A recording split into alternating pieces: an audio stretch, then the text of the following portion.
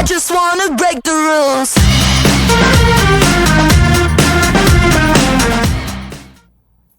Guilt.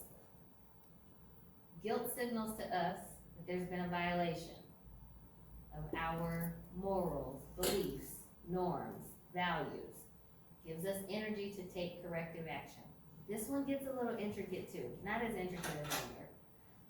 Sometimes guilt comes up, y'all, when there's not actually been a violation. So let's say, for example, your friend calls you, you don't answer the phone. You're like, I don't have it right now, I just got off work, like I had a long day. Oh, I can't talk right now. But then you start feeling guilty. Like, oh man, I probably should answer the phone. She going through a whole lot, she probably need me right now. Shoot. Guilt comes up. And I use that example because most people can relate to that one. Now here's the thing. I always tell people, ask the question, where has the violation happened? Or was there a violation? So did I violate my beliefs, my values, my norms, my morals by not answering the phone? Sometimes the answer is yes. A lot of times the answer is no. Like, I didn't violate anything, I just realized I didn't have it. Okay, so even though guilt came up, remember I said they're giving us information.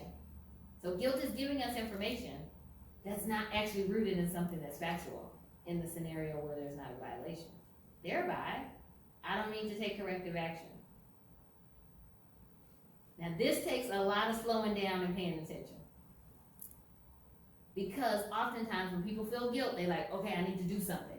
But that makes sense because guilt is giving you energy to take corrective action.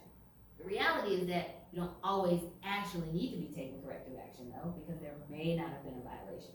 Does that make sense? Mm-hmm. Mm-hmm. What do y'all think about that?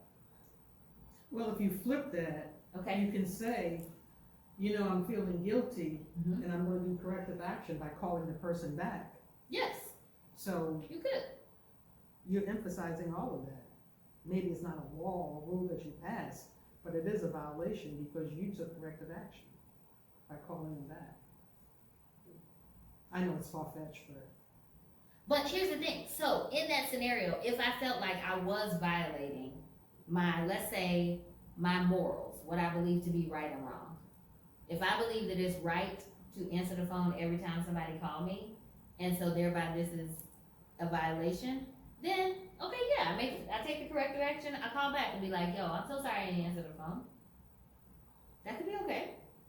But again, it's not mine to decide and determine. It's yours to decide. I don't get to tell you what your laws and beliefs and values are. I don't know. I know what Raffinee's are. Raffinee's are like, if I ain't got it, I'm not picking up the phone. Because for me, I don't want to do a disservice to you. Like if I'm going to be present and answer the phone to show up, I really want to be present. So for me, that would be a violation. For me to show up and not be able to be my best. I have taken mental health days as a mental health professional when I'm not able to show up fully for my clients. Because I'm like, oh, like I would feel guilty if I went to work and I knew that I was not at my best. And not able to really show up for my clients in the way that I wanted to. Does that make sense? Mm-hmm. So, you got to decide that though. I can't decide that for you. I just think it's important to know this because every time guilt comes up does not always mean I need to do something about it. But because we feel it, then we feel so inclined to do something about it. And most people aren't talking about this. Ain't nobody talking about like, oh, it might not actually be a violation. It's just like, oh, you feel guilty, you need to do something about it.